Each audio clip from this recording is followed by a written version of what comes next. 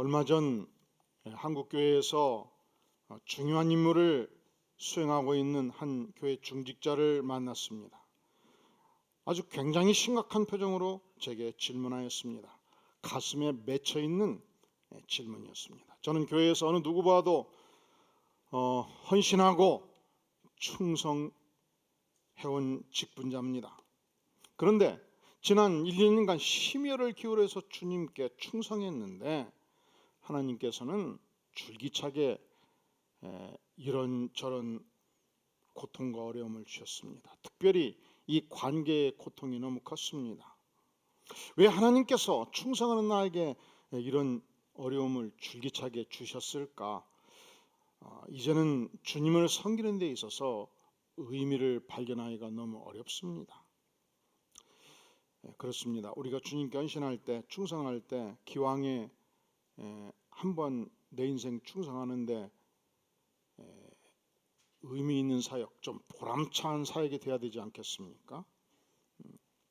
그런데 여러 가지 어려움이 쓰나미처럼 몰려오면 또 우리 성도들 입장에서 내가 주 앞에 올곧게 살고자 했는데 경제적인 위기가 몰려오고 또 이상하게 직원들이 이렇게 저렇게 이 고통스러운 일을 겪게 만들고 또 내가 선량하게 최선을 다해서 대해주었는데 모함과 공격이 들어오면 아주 본질적인 질문, 근본적인 질문이 내 안에서 생겨요. 심지어 진짜 하나님이 살아계실까? 하나님이 나를 사랑하신다면 이렇게 하실까? 그리고 내가 이렇게 섬기는 것이 과연 무슨 의미가 있을까? 이 본질적인 질문이 생긴단 말이죠.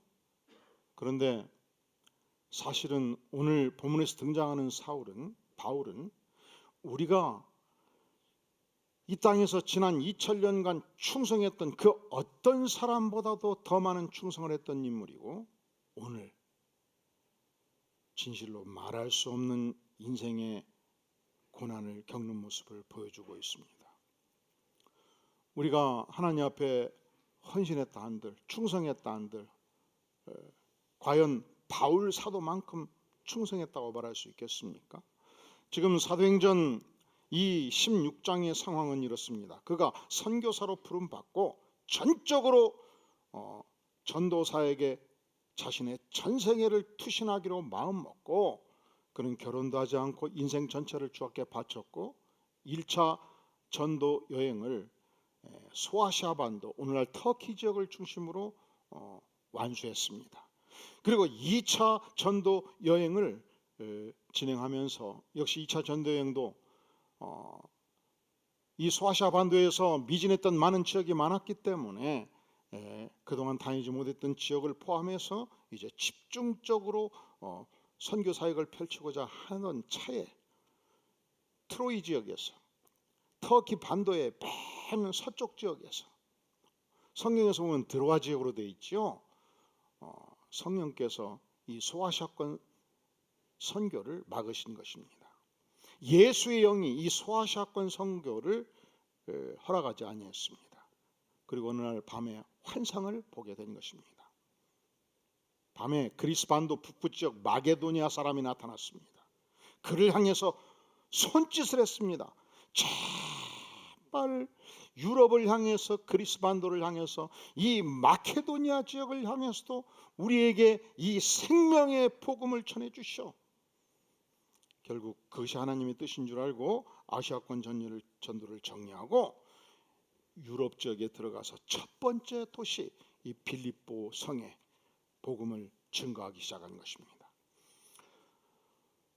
일반적으로 바울 사도는 어느 지역을 들어가든지 이 성경에 대한, 구약 성경에 대한 이해력을 가지고 있는 유대인들, 생각이 통하고 말이 통하는 먼저 유대인들을 전도하기를 원했습니다. 유대인들이 어느 지역에 주로 모여 있습니까?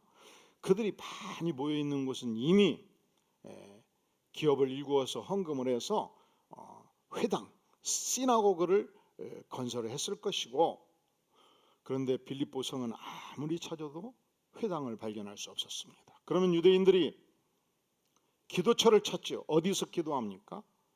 이 폭포가 있고 강가가 있는 지역, 이 폭포 소리, 강물 소리와 싸우면서 아무리 외쳐도 주민에게 방해되지 않는 지역, 폭포가 있고 강가가 있는 지역은 조용한 곳입니다. 그곳에서 모여서 안식일마다 하나님께 간절히 기도하고 부르짖고 하나님의 말씀을 나누고 신앙을 영위하게 된 것입니다.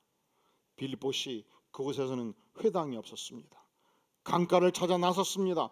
안식일마다 유대인들을 만났습니다. 그곳에서 한 여성 의류 사업가 루디아를 만났고, 그가 복음을 전했을 때 온 가족이 믿고 이 믿는 전도자 바울 일행을 초청해서 드디어 교회를 시작하게 된 것입니다.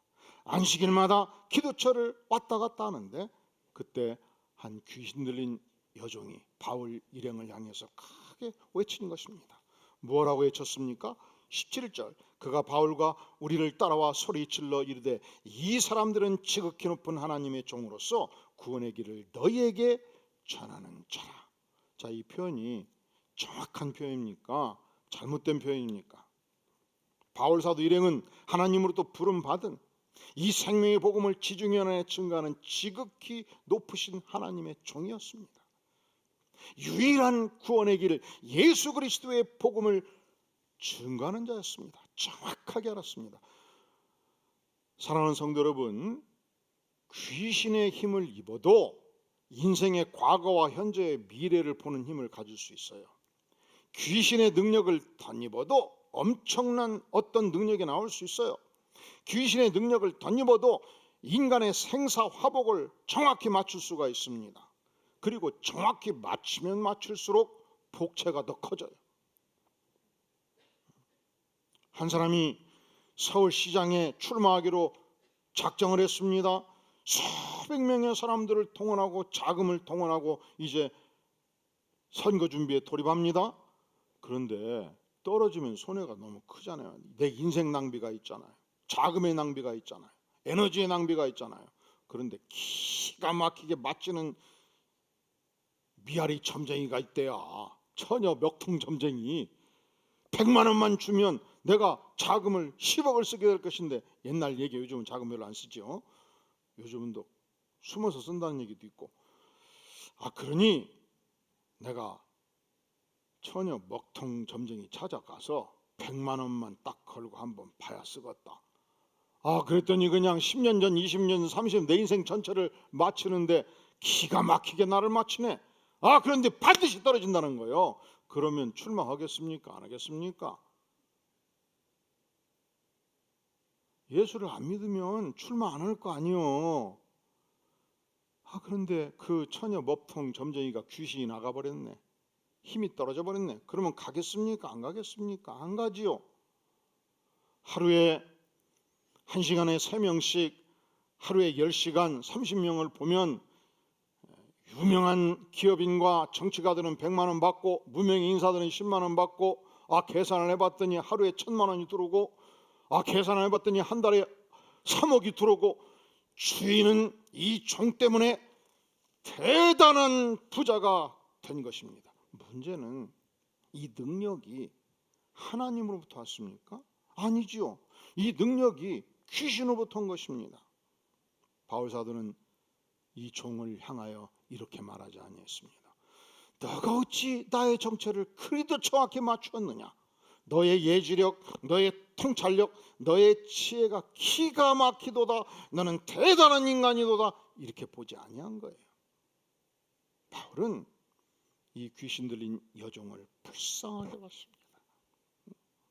고통스러운 눈으로 봤습니다. 왜냐하면 그는 귀신에 사로잡혀 있기 때문에, 왜냐하면 그는 악한 영에 사로잡혀 있기 때문에, 왜냐하면 그는 파괴적인 영에 의해서 휘둘르고 있기 때문에. 이 영은 하나님으로부터 온 것이 아니었습니다. 성령으로부터 온 것이 아니었습니다. 악한 귀신으로부터, 마귀로부터 온 것이었습니다. 바울 사도가 너무너무 괴로웠던 것입니다. 사랑하시는 성도 여러분, 하나님의 영에 사로잡혀 있는 자, 하나님의 성령에 의해서 구원받지 못한 자, 악한 영에 사로잡힌 그 인생은 누구나 지옥의 길이 열려있기 때문에 불쌍히 여기는 것이 마땅한 일입니다. 그래서 바울 사도가 이 여종을 향하여, 아니 여종 안에 있는 귀신을 향하여 외쳤습니다. 예수 그리스도 이름으로 명하노니 그에게서 나오라. 그랬더니 귀신이 미적미적 나 못 나가요 그랬나요? 귀신이 좀 기다려주세요 그랬나요? 귀신이 어떻게 했어요? 즉시 나오니라. 귀신에 시달리는 한 영혼이 온전한 인생이 된 것입니다. 귀신에 시달리는 한 영혼이 귀신이 떠나고 하나님의 영이 들어간 것입니다. 온전해진 것입니다. 그런데 문제가 생겼어요.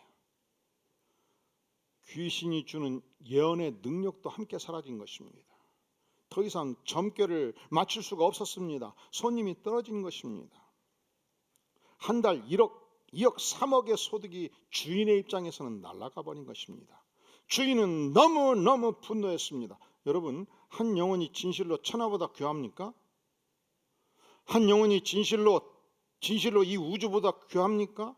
아니지요. 돈이 귀하지요. 이것이 세상의 관점입니다. 이것이 세상 사람들의 판단입니다. 한 영혼이 온전해진 것은 중요하지 아니했습니다. 그리하여 주인은 하인들에게 명합니다. 저 바울의 행들을 당장 포박하라. 경찰서 유치장에 쳐넣어라. 그리고 고발장을 접수시켰습니다. 이 사람들은 아주 포악한 유대인들입니다. 우리 빌립보성을 풍기문란하게 만들고 심히 요란하게 뒤엎는 자들입니다. 이 사람들은 로마 시민이 가지고 있지 아니한 이상한 풍습, 요상한 종교를 퍼뜨리고 있습니다. 이들을 매우 쳐서 감옥에 장기간 옥살이하도록 조처를 취해주기 바랍니다. 그리하여 저들은 감옥에 갇혔습니다. 관리들이 옷을 찢어 벗겼습니다. 매우 쳤습니다. 엄청나게 두들러 쳤습니다. 그 당시 로마 관리들이 가졌던 채찍에 모습이 이렇다고 기록이 있습니다. 막대기 끝에 6가지, 7가지 회초리를 붙여놓고 회초리 끝에다가 납덩이를 붙입니다. 그걸로 치면 온몸에 살점이 떨어져 나갑니다. 온몸이 피투성이가 됩니다. 온몸에서 살점이 튀어나갑니다. 그리고 발에 착고를 채웠습니다. 깊은 감옥에 쳐넣어버린 것입니다. 여러분이 이런 상황이 된다면 어떤 생각을 할까요? 여러분이 열심히 복음을 전하다가 체포되었고 이유 없이 온몸에 피투성이에게 매를 맞고 깊은 감옥에 옷은 벗겨져 있고 던져져 있다면 어떤 생각이 들겠습니까? 하나님, 저는 사력을 다해 복음을 전한 것 외에 죄를 지은 것이 없습니다. 여성사학가 루디아가 예수를 믿었고 그 집을 내어주었고 드디어 교회가 설립되었고 주님, 이제 본격적으로 복음을 증가하고 교회를 세울 수 있는데 왜 나를 감옥에 쳐넣습니까? 바울 사도는 너무너무 억울합니다 외치지 않았습니다. 내가 왜 복음을 전하는 내가 왜 이 고난을 당해야 됩니까? 원망하지 않았습니다. 아니, 바나바는 꽃길을 걸으면서 호텔 생활을 하면서 쉬엄쉬엄 복음을 전하는데 나는 왜 이 감옥에 쳐넣습니까? 외치지 않았습니다. 베드로는 이 로마시에서 활보하고 있는데 나는 왜 이 감옥에 있어야 됩니까? 외치지 않았습니다. 바돌로메는 도대체 한 일이 무엇입니까? 그런데 나를 왜 전적으로 주님을 위해서 헌신한 내 인생을 왜 이 감옥에 쳐넣습니까? 외치지 않았습니다. 내가 선한 일을 죽도록 하였음에도 불구하고 내가 매맞고 감옥에 가고 이 고생을 할 때 주님은 어디 계셨습니까? 주님은 누구십니까? 도대체 내가 이렇게 살아야 하는 내 인생의 의미는 어디에 있습니까? 묻지 않았습니다. 그러면 이 깊은 감옥에서 온몸에 옷이 찢겨진 상태에서 매맞은 상태에서 그는 무엇을 했습니까? 우리 다 함께 사도행전 16장 25절 같이 한번 읽어볼까요? 시작. 한밤중에 바울과 실라가 기도하고 하나님을 찬송하며 죄수들이 듣더라. 한밤중에 바울과 실라가 첫째로 뭐 했다고요? 기도했습니다. 두 번째로 무엇을 했다고요?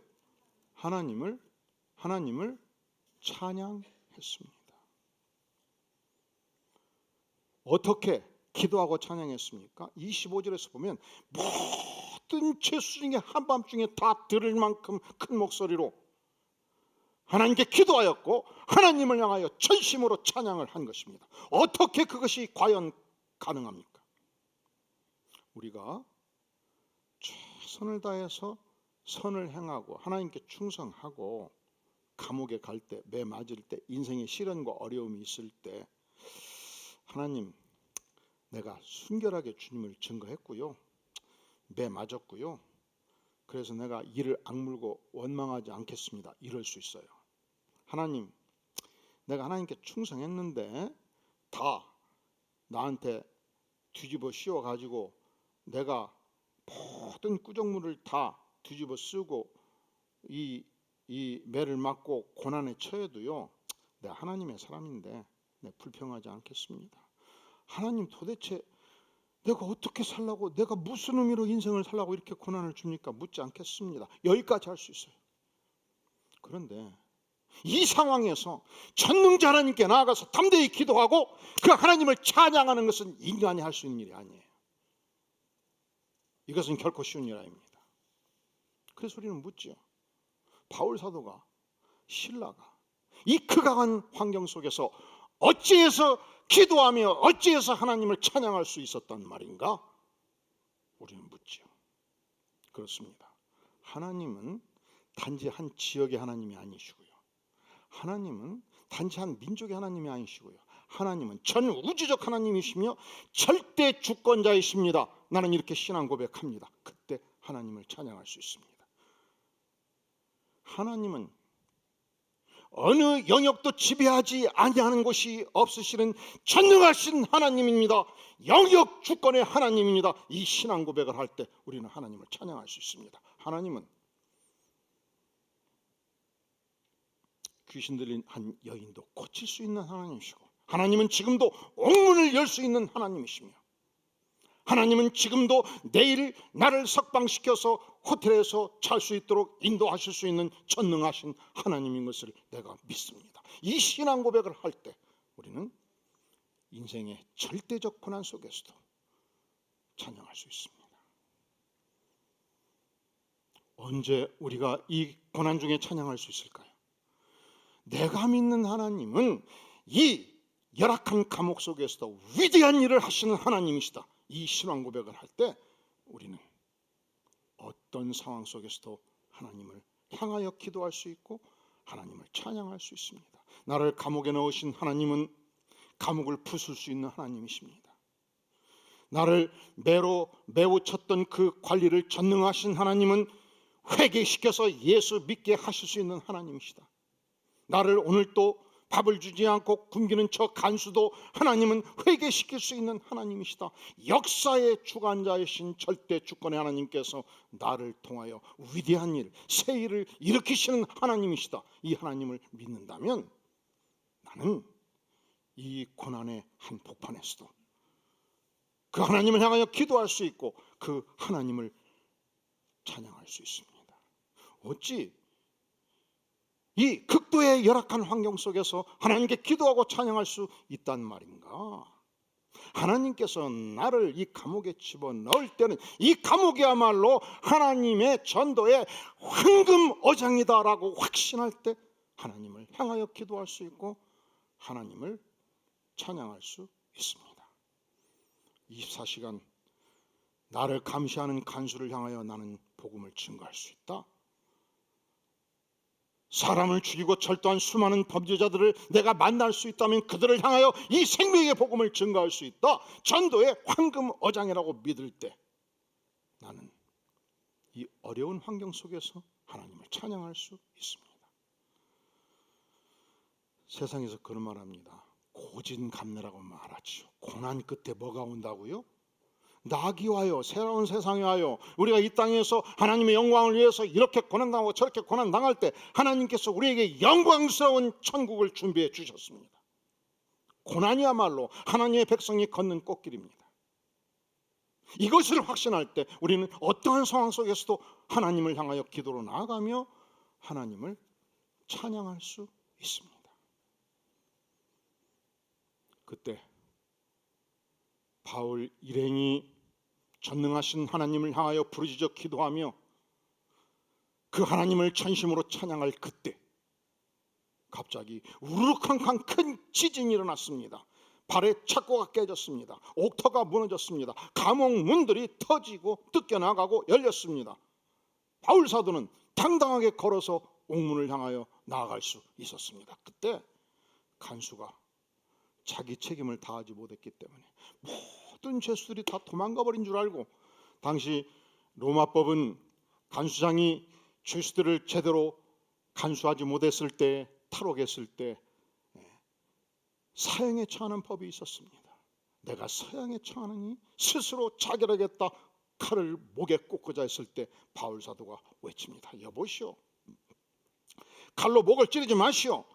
우리 모두가 다 여기 있어. 우리는 도망치지 않을 것이요. 그리고 주 예수를 믿으십시오. 그리하면 당신과 당신의 모든 가족이 영생의 구원을 얻게 될 것입니다.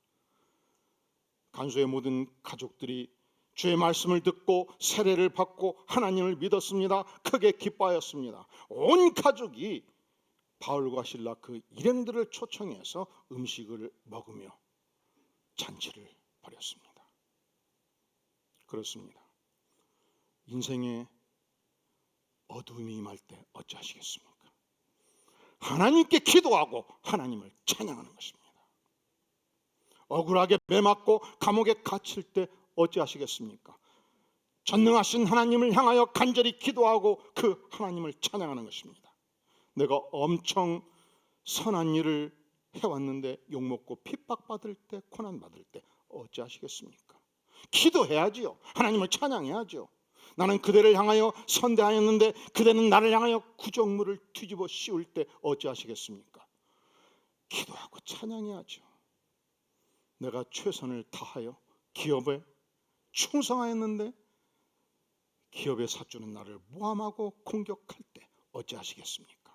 전능자 하나님을 향하여 간절히 기도하고 전심을 다하여 찬양해야죠.